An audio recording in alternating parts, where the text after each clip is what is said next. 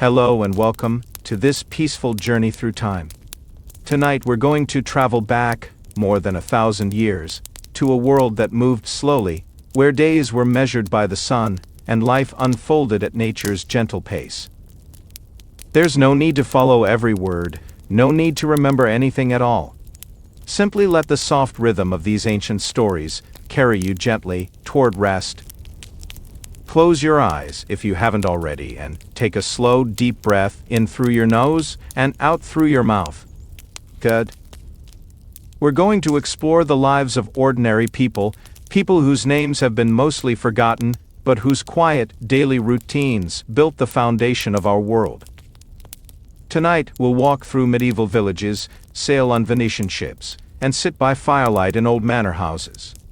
But you need not worry about the details.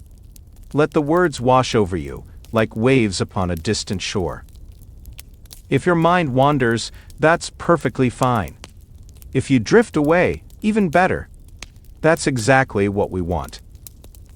Let your eyes grow heavy as we step back in time, to a world lit only by firelight and candles, where darkness came early and sleep was long and deep. Let's begin our journey back to a time when the world was quiet, when nights were dark, and sleep came naturally with the setting sun.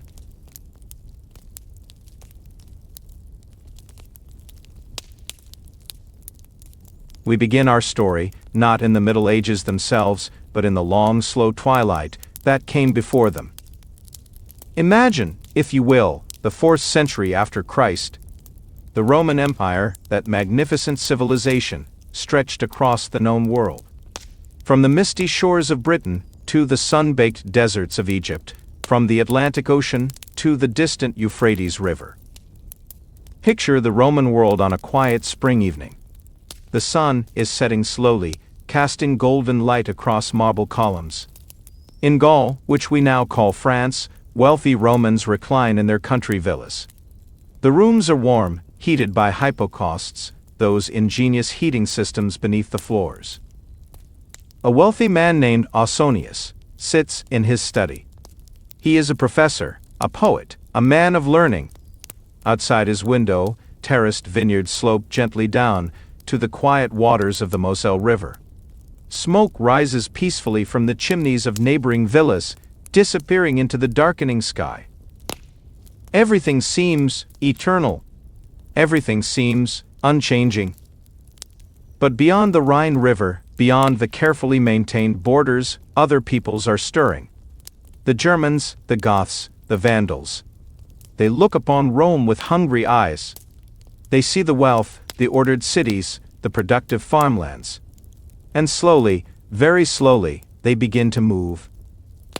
Ausonius does not worry. He writes poetry about his estate. He celebrates his colleagues, describes his gardens, invites friends for lunch. He recommends 6 guests, no more, for 6 creates conversation, while more creates chaos. The river flows peacefully past.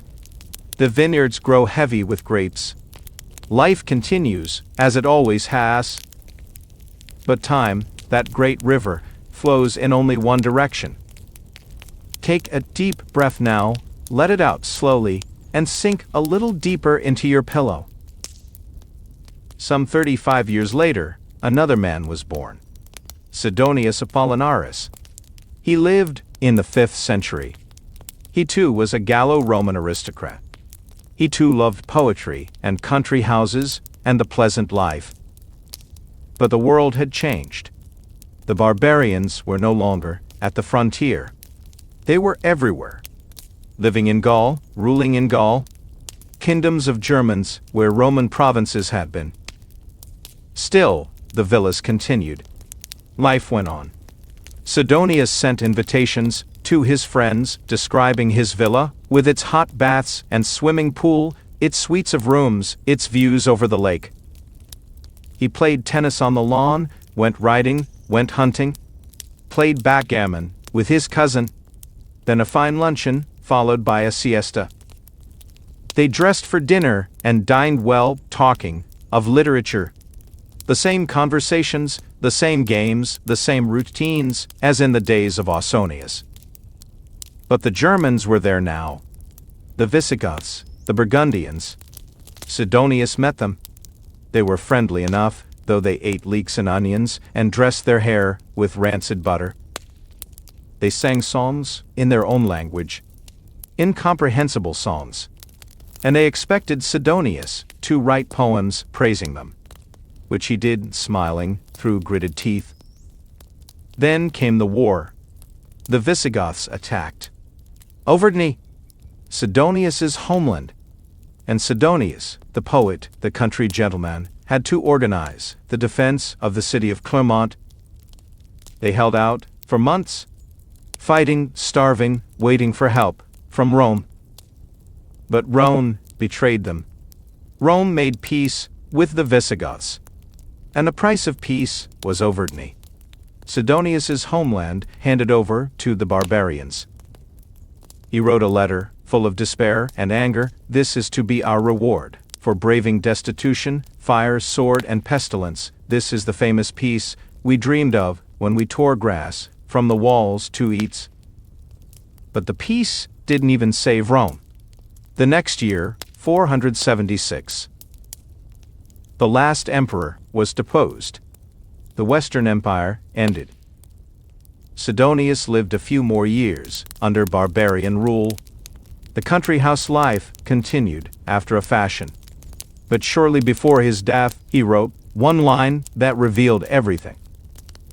"Oh, humiliating necessity of birth, sad necessity of living, hard necessity of dying." Another century passed, slowly, like water, wearing away stone. In the 530s, two men were born, Fortunatus and Gregory of Tours. They lived through the 6th century. Fortunatus was Italian. He came to Gaul to visit and never left. He traveled everywhere, by river and by road, from Trier to Toulouse, writing poems, praising bishops and counts, anyone who would give him dinner. The villas were still there, some of them. Bishop Leontius of Bordeaux had a magnificent villa with hot baths and pillared porticos, lawns sloping to the river. The feasts were elaborate. They upset Fortunatus's digestion, but he kept attending them, writing his poems, collecting his gifts. It might have seemed that the old life survived. But Gregory of Tours knew better. He was a bishop and a historian, and he saw what was really happening. The learning was dying. The universities were gone. He himself came from a great family, but he apologized for his bad grammar. The towns were shrinking, crouched behind walls. The roads were dangerous.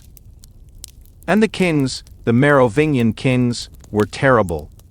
Chilperic and Fredegond murdered their way to power. Even the best of them, King Guntram, whom they called Good King Guntram, whom they actually made a saint. Even he was, in the words of Michelin, that good king who could only be reproached for 2 or 3 murders. Why didn't they see it coming? Why didn't Ausonius and Sidonius realize that their world was ending? Perhaps because it happened so slowly, over centuries. Each compromise, each defeat seemed small, manageable, temporary.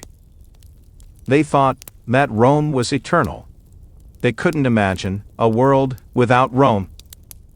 It was like falling asleep so gradually that you don't notice the moment when waking becomes dreaming.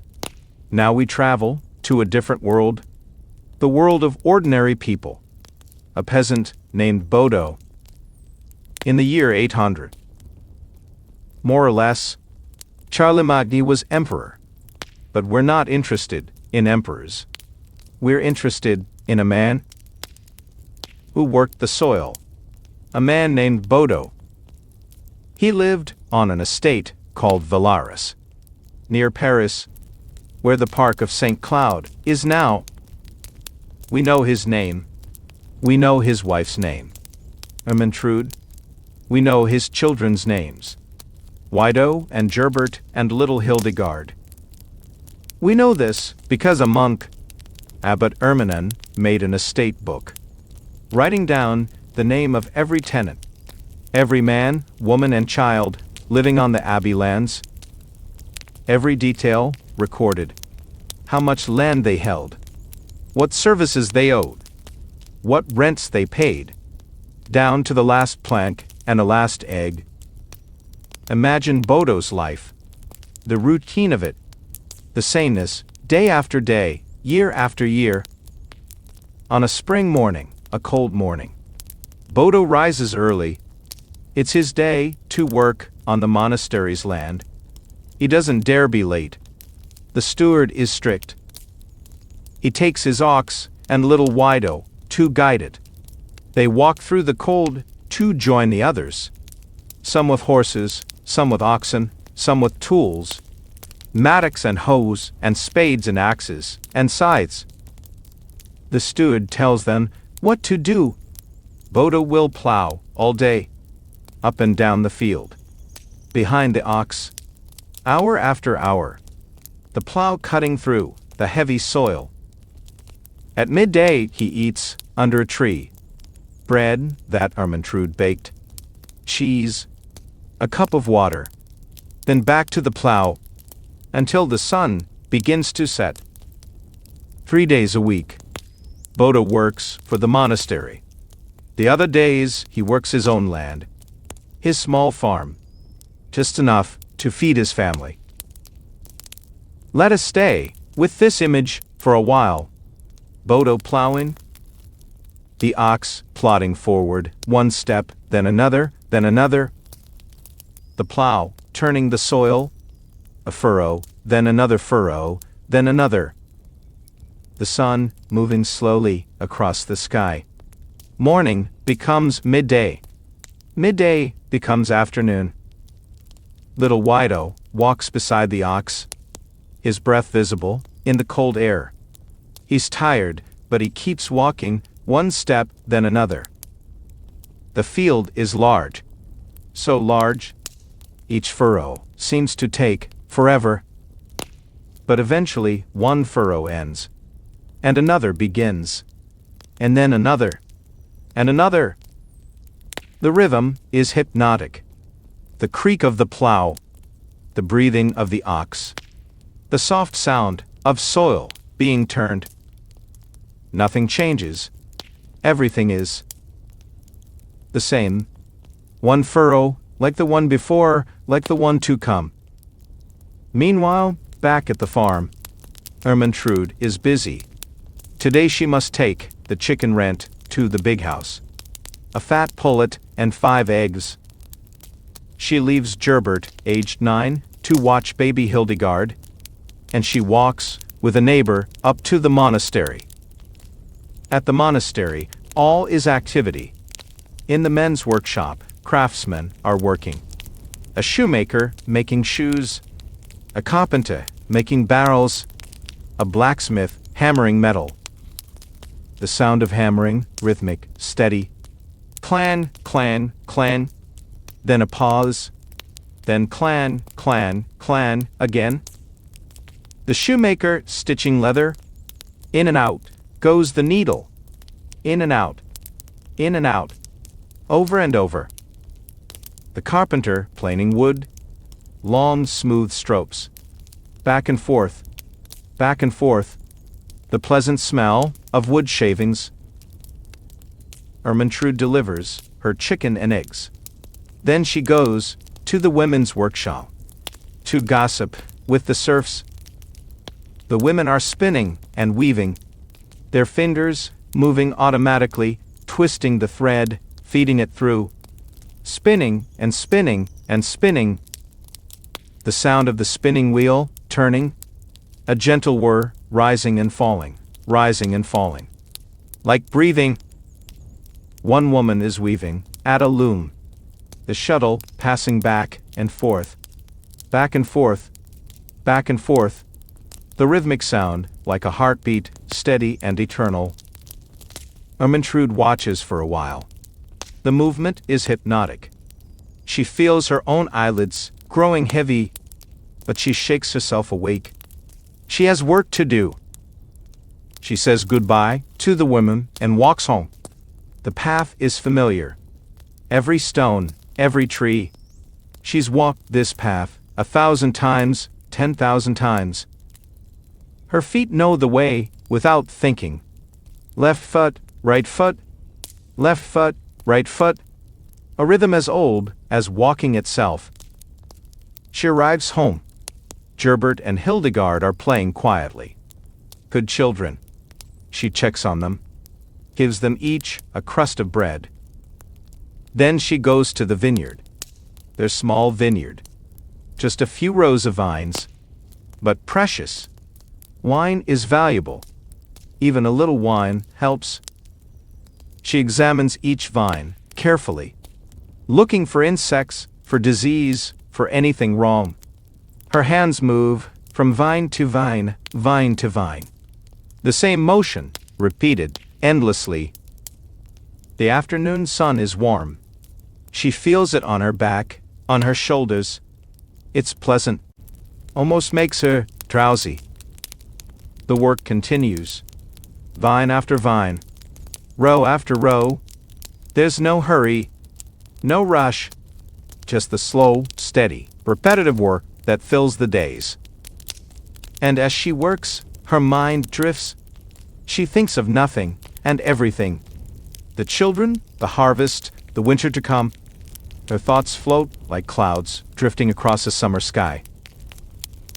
Time passes. The sun moves. The shadows lengthen. But here, in the vineyard, time seems to stand still. Let your thoughts drift now, like Ermentrude's thoughts. Floating, drifting, going nowhere in particular. The rhythm of service. Days blend into one another. One week, much like the last, much like the next. Monday, Bodo works the abbey's land, plowing or harvesting or whatever is needed. Tuesday, Bodo works the abbey's land, the same fields, the same tasks. Wednesday, Bodo works the abbey's land, 3 days a week, every week, week after week, year after year. Thursday, he works his own land. Finally, his own fields, his own concerns. Friday, his own land again. Saturday, his own land. Sunday, rest. Church in the morning. Then home. To his own house, his own family. The pattern repeats. Week after week. Month after month. The sameness is comforting in its way. There are no surprises. No shocks. Just the steady, predictable rhythm of life. Bodo plows, one furrow, then another, then another. He sows seed, walking up the field, scattering grain, walking back down, scattering grain. He harvests, cutting stalks, binding sheaves, carrying them in. One sheaf, another sheaf, another sheaf. Everything has its season, its proper time, its place in the eternal cycle. Plant in spring, grow in summer, harvest in autumn, rest in winter. Year follows year, generation follows generation. Bodo's father worked these fields. Now Bodo works them. Someday, Wido will work them, and Wido's son, and his son's son. Forever and ever. The same fields, the same work, the same rhythm, unchanging, eternal. Close your eyes now. Feel that eternal rhythm. Like waves on a shore. Like breathing in and out. Forever. Now we travel forward in time. Several centuries pass. We arrive at the year 1268. We leave the fields and the farms. We travel to a city, a magnificent city, built upon water. Venice. Picture it, if you can, though your eyes are closed and you're drifting towards sleep. Venice, city of canals, city of merchants, city of stone and water and dreams. In the year 1268, Venice was perhaps the proudest city in all the world. She had defeated Constantinople. She ruled the seas. From her harbor, ships sailed to every corner of the known world. And in this city, this year, there lived a family. The Polo family. Merchants, travelers, adventurers. There was Niccolo Polo and his brother Maffei, and Niccolo's son, a young man, barely 14 years old. His name was Marco. But before we meet Marco, let us wander through Venice itself. Let us see this city as it was more than 700 years ago. The city on the water. Imagine walking through Venice on a quiet morning in 1268. The sun rises slowly over the lagoon. The water, perfectly still, reflects the sky. You cannot tell where water ends and sky begins. The canals, like streets of water, wind through the city. Gondolas glide past silently. The gondoliers do not sing yet. It's too early, too quiet. The buildings rise directly from the water. Stone palaces with marble steps descending into the canal. The steps are worn smooth by centuries of people climbing up and down. Here and there, small bridges arch over the water, connecting one side to the other. People cross slowly, their footsteps echoing softly in the morning stillness. You can smell the sea, salt and seaweed, mixed with other scents, spices from the east, perfumes from Arabia, the smell of fish being unloaded at the market. Listen to the sounds, the gentle lap of water against stone, the cry of seabirds wheeling overhead, the distant ring of a church bell calling people to prayer. Everything moves slowly here by the water. Even time itself seems to flow more gently. Let yourself float now like a gondola on still water, drifting gently, going nowhere. The merchant's life. The Polo family were merchants. This meant they bought and sold goods from far away. Silk, spices, jewels, precious things from the distant east. But being a merchant in medieval Venice was not like today. There were no telephones, no telegrams, no quick communication.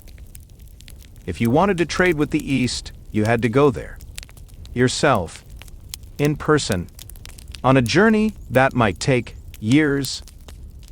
Years away from home, years of travel, years of danger, but also years of wonder, of seeing things that no one at home could imagine. Niccolo and Maffei Polo had already made such a journey. They had traveled east all the way to China, to the court of the great Khan, Kublai Khan, ruler of the Mongol Empire, the largest empire the world had ever seen. They had been gone for years, nearly a decade, and when they returned to Venice, Niccolo found that his wife had died, and his son Marco, whom he'd left as a small child, was now a young man. Marco had grown up without a father, raised by relatives, waiting, always waiting for his father to return, not knowing if he would, not knowing if he was even alive. And now his father was back, with incredible stories. Stories of vast distances, of exotic lands, of the great Khan who ruled from a golden palace in a city called Khanbalik, which we know today as Beijing. And Niccolo and Maffei were planning another journey, back to the east, back to the Khan. And this time, it would take Marco with them. Imagine being Marco, 14 years old, hearing these stories, knowing you will soon leave everything you know, to travel into the unknown. Excited, but also, perhaps a little frightened. Your heart beating faster as you think about it. But now, let your heart slow down again, beating slowly, steadily, peacefully. The departure. It's the year 1271. 3 years have passed. The polos are ready to leave. The preparations have taken all this time. They need supplies, food for the journey, gifts for the Khan, letters from the Pope. Everything must be perfect. Marco stands on the dock in Venice. The ship is ready. The sails are furled. The crew is waiting. He looks back at the city, his home, the only place he's ever known. Will he ever see it again? His father tells him the journey will take years. 3 years, 4 years, perhaps more, to reach China. And then, however long they stay. And then, the long journey back. Marco might be in his 20s before he sees Venice again. More than a decade of his life spent traveling. It seems like forever. When you're 14, a decade is almost your entire life. But there's no time for second thoughts. The tide is right. The wind is favorable.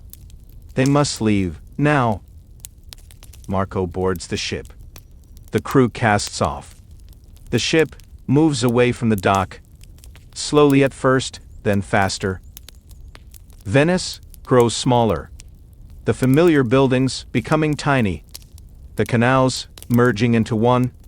The city becoming just a shape on the horizon.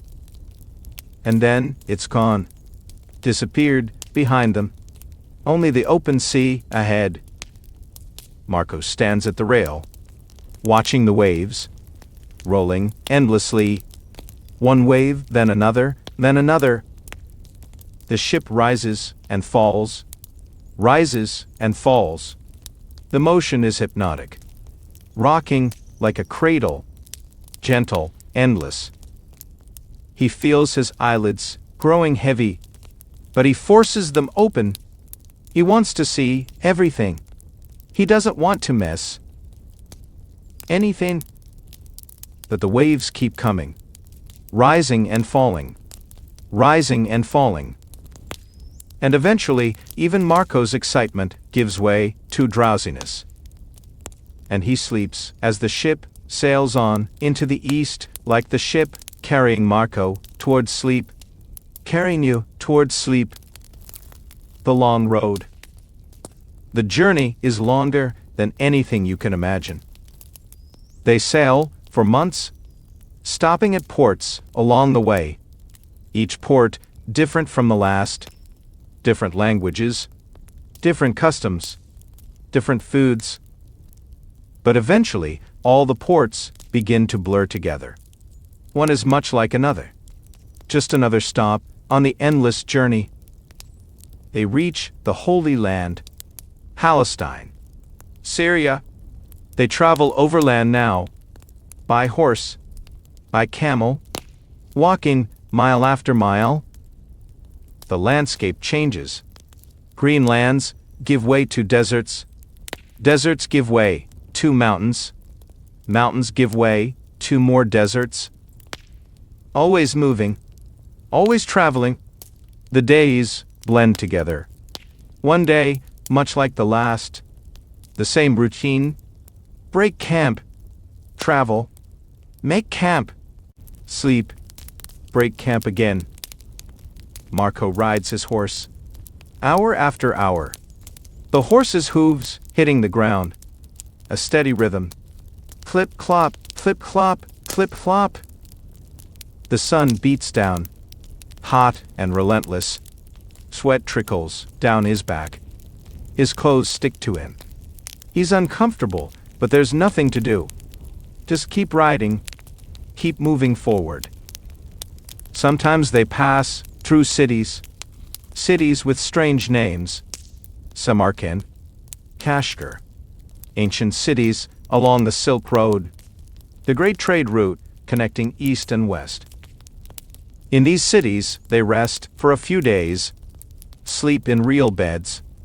eat real meals. Marco wanders through bazaars filled with exotic goods, carpets and spices and strange fruits he's never seen before. But soon they must move on. The journey is not over. Not even close. China is still far away. More deserts, more mountains, the Great Pamir Plateau. They call it the roof of the world. So high that it's hard to breathe. So cold that water freezes, even in summer. Marco has never felt such cold. His fingers are numb. His face burns with cold. But still, they keep going. Day after day, week after week, month after month. A year passes. Then 2 years. Then 3. And finally, they reach China, the realm of Kublai Khan. But you don't need to follow every step. Let it all blur together, the way it must have for Marco himself. One endless journey folding into itself, day after day, mile after mile. Until arrival seems impossible, until home seems like a dream, until there is only the journey itself, eternal, unchanging. Let yourself journey now, deeper and deeper into rest. There's no hurry, no destination, just the endless journey into sleep.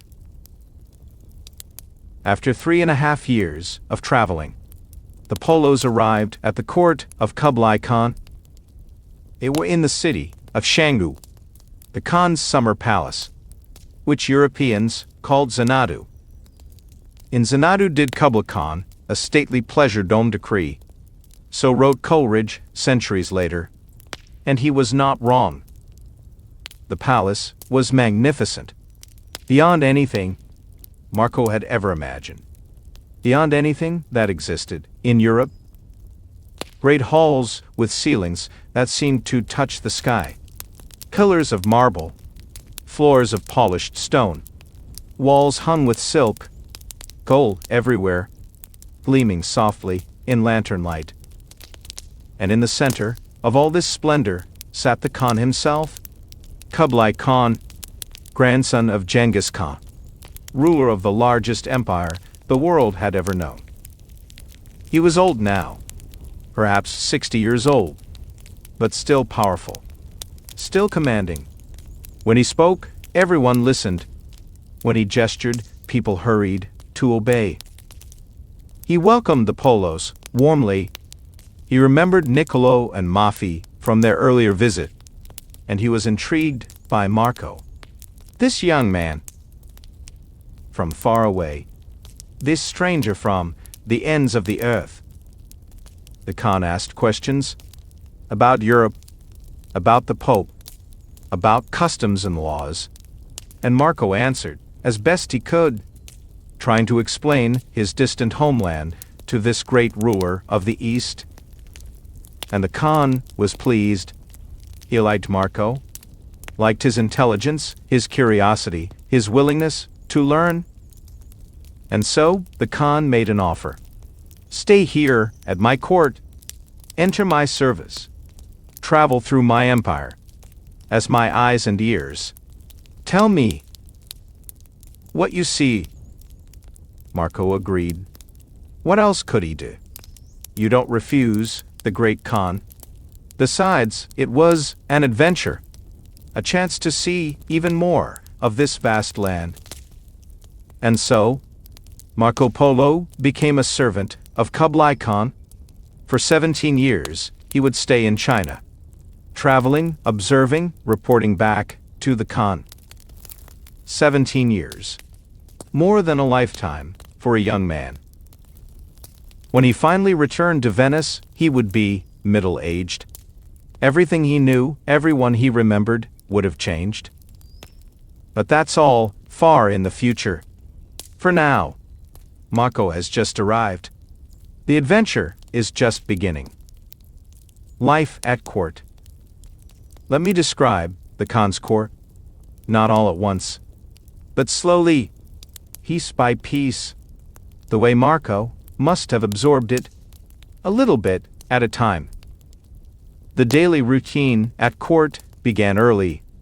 Before dawn, servants would wake, light fires, prepare for the day. As the sun rose, the palace would come to life. Courtiers arriving, officials presenting reports, merchants seeking audiences.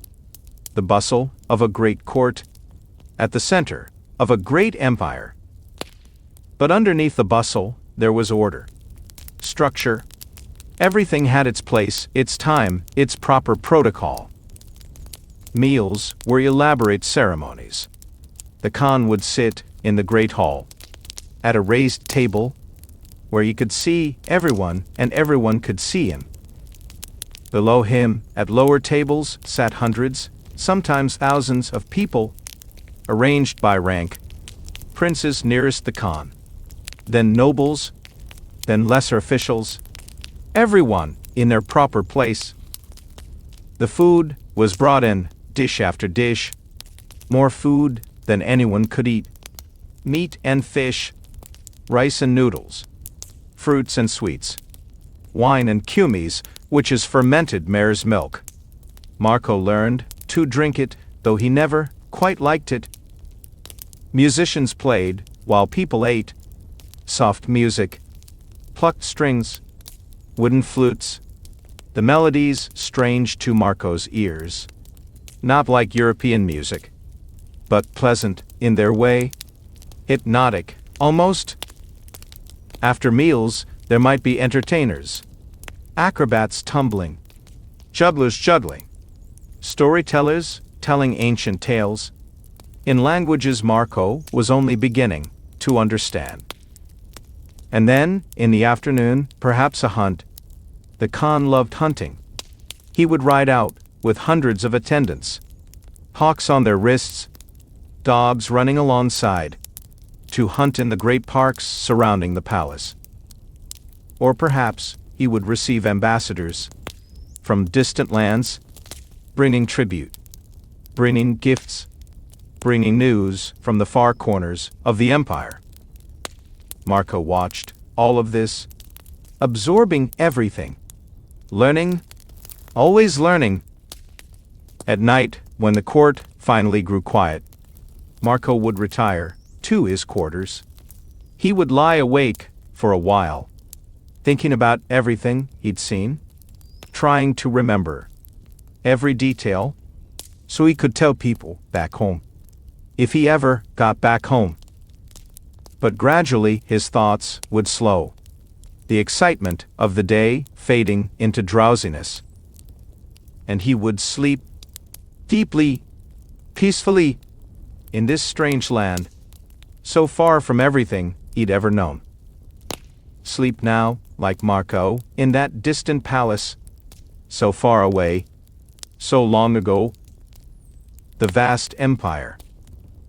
Kublai Khan's empire stretched from the Pacific Ocean to the borders of Europe, from the frozen north to the jungles of Southeast Asia. It would take months, years, to cross it, from end to end. And Marco, in the service of the Khan, would travel, much of it. He traveled to the south, two provinces that are now part of modern China. He saw great cities, Kinsai, which is now Hangzhou, a city so vast, so magnificent, that Marco could hardly believe it was real. He said that Kinsai had 12,000 bridges, that its markets sold every kind of good imaginable, that its streets were paved, and its buildings reached toward the sky. Europeans, reading his account, later thought he was lying, exaggerating. No city, they said, could be so large, so wealthy, so advanced. But Marco was not lying. If anything, he was restraining himself, trying to describe something so far beyond European experience that he had no words, no comparisons, to make people understand. He traveled to the west, through deserts, where caravans of camels carried silk and spices along ancient trade roads. He saw mountains where it never stopped snowing, where the air was so thin that fires barely burned, and men could hardly breathe. He traveled to the east, to the seacoast, where Chinese ships, called junks, sailed to Java and Sumatra, and beyond, to islands Europeans had never heard of. He saw things that no European had ever seen before. Paper money? The Chinese used it instead of coins. Marco was amazed. Imagine buying things with paper. How could that work? He saw coal, black stones that burned, giving off heat. Europeans burned wood or charcoal they had never seen. Mineral coal. He saw postal systems, roads with stations every 25 miles, where official couriers could change horses and carry messages across thousands of miles in just days. He saw so much, so many things, that when he finally returned to Venice and told his stories, people didn't believe him. They thought he was making it up. They called him Marco of the Millions, mocking him for his exaggerations, his millions of this, his millions of that. But Marco was telling the truth. He had seen a civilization more advanced than anything in medieval Europe, a civilization that Europeans wouldn't match for centuries. But all of that is far in the future. For now, Marco is young. The world is wide and full of wonders, and he is seeing it, all of it, more than anyone from his land had ever seen. Every day, something new, something marvelous, something to remember. But eventually, even wonders become familiar. Even the exotic becomes routine. Even China becomes just the place where he lives. Days pass into weeks, weeks into months, months into years. 1 year, 2 years, 5 years, 10 years. And Marco grows older. The young man who arrived, so excited, so curious, becomes a middle-aged man who has seen everything and wonders if he will ever see home again. Let the years drift past like clouds, like dreams, time moving, but you standing still, peaceful, unchanging, forever. After 17 years in China, the Polos finally began the journey home. The Khan was old now, 78 years old, and the Polos worried about what would happen when he died. They had been under his protection, but once he was gone, would they still be safe? Would his successors let them leave? Or would they be trapped in China forever? So they asked permission to go, and reluctantly, the Khan agreed. He gave them one last mission: escort a Mongol princess to Persia, where she was to be married. Deliver her safely, and then you may go home. And so, in 1292, after nearly 25 years away from Venice, the journey home began. The sea route. They went by sea this time, not the long overland route, but sailing through the South China Sea, the Indian Ocean, around India, to Persia. The voyage took 2 years, 2 more years, of travel, of waiting, of slow movement, across vast distances. The ships were Chinese junks, large vessels, with multiple masts and compartments, below deck, much more sophisticated than European ships. Marco watched the endless sea, day after day, nothing but water, to the horizon, in every direction. The ship rose and fell with the waves, rose and fell, rose and fell, the rhythm, never changing, never ending. Sometimes they stopped at ports in Vietnam, in Malaya, in Ceylon, in India, each stop a brief respite from the endless sea. But soon, back on board, back to the waves, the rocking, the endless blue. Marco had grown tired of traveling, tired of new places, tired of wonders. He wanted only to go home. But home was still so far away. The princess, the Mongol princess, they were escorting. She was young, perhaps 17, far from her own home, being sent to marry a man she'd never met, in a land she'd never seen. Sometimes Marco saw her on deck, looking back toward China, her homeland, growing more distant every day. He understood how she felt.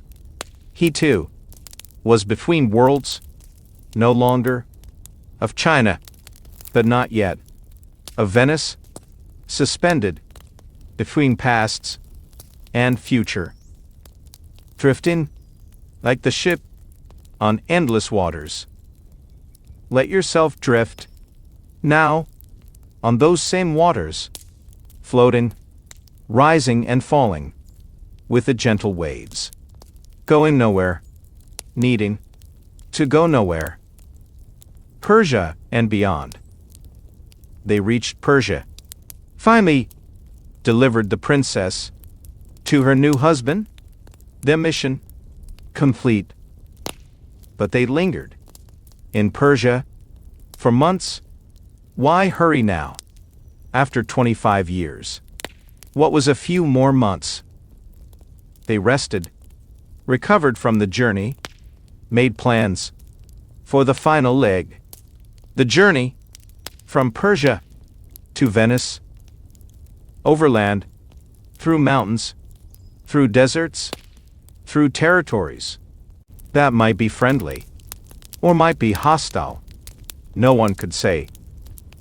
But eventually, they set out. One last time.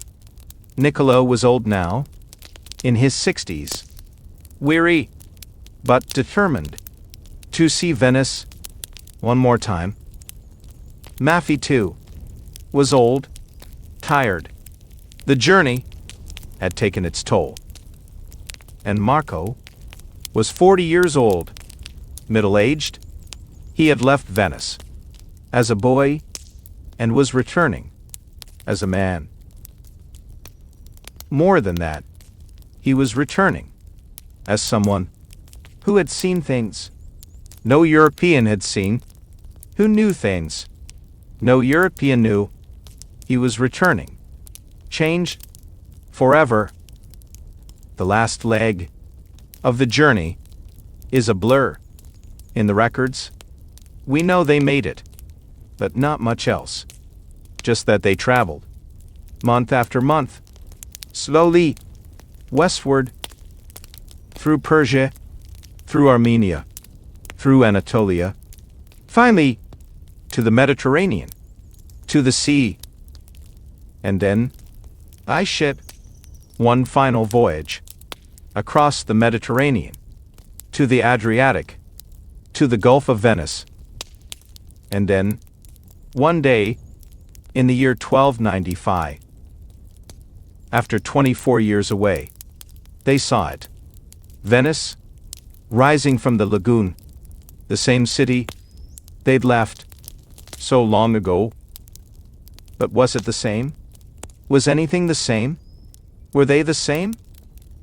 Marco stood at the ship's rail, watching the city grow closer, the buildings becoming distinct, the canals visible now, everything familiar and yet strange.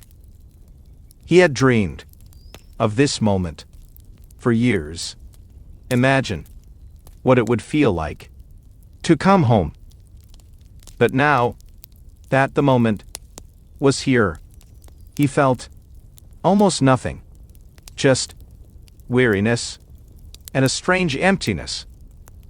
He was home, but did he belong here anymore?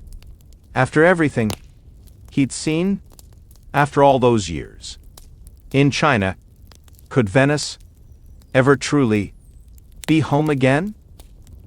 The ship docked, the crew tied up, the gangplank was lowered, and Marco Polo stepped onto the dock in Venice.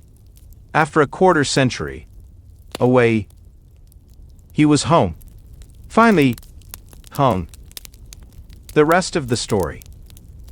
But the story does not end there, though for our purposes. For this journey into sleep, we can let it fade here. Marco lived many more years. In Venice, he married, had children, continued in the merchant business. And he told his stories about China, about the Khan, about everything he'd seen. People listened. Some believed. Some didn't. Some thought him a liar, an exaggerator. Marco Millions, they called him, mockingly. But eventually, he found someone to write it all down. A writer named Rustichello, who was in prison with Marco after a war between Venice and Genoa. And together, they created a book, The Travels of Marco Polo, one of the most famous travel books ever written. For centuries, people read it, dreamed over it, used it as a guide to the mysterious East. Christopher Columbus had a copy and made notes in the margins, and when he sailed west, looking for a route to China, he was partly inspired by Marco's descriptions of the wealth of the East. So, in a way, Marco Polo led to the discovery of America, though he never knew it, never even imagined it. But all of that is beyond our story, for our story ends here, with Marco home at last, in Venice, safe, at rest, and you, too, are home, safe, at rest. The journey is over. There's nowhere else to go, nothing else to do. Just rest. Now, deep, peaceful rest. And so, our journey through medieval time comes to an end. We've walked with Bodo through the fields of Charlemagne's empire.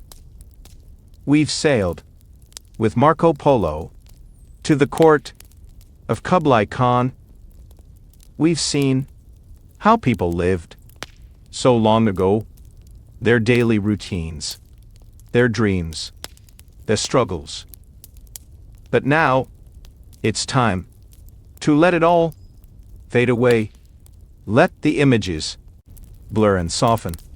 Let the stories drift into the background. You don't need to remember any of this.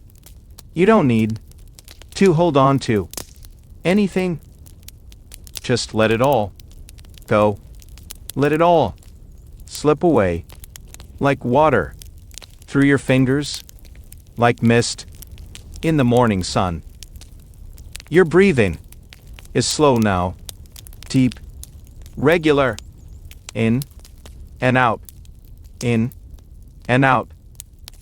Your body is heavy, relaxed, comfortable. Every muscle loose, every tension released. Your mind is quiet, peaceful. Thoughts, if they come, pass through like clouds and disappear. There's nothing you need to do, nowhere you need to be, no one you need to be. Just this, just breathing, just being, just rest. The medieval world has faded back into history, back into the pasts, back into silence. And you are drifting deeper and deeper into your own peaceful, quiet, dark sleep is here, all around you, soft and warm and welcoming. Let yourself sink into it. Let yourself disappear into it. Sleep, deep sleep, dreamless, peaceful, complete. There's nothing more to say, nothing more to tell. To sleep now. Sleep. Sleep.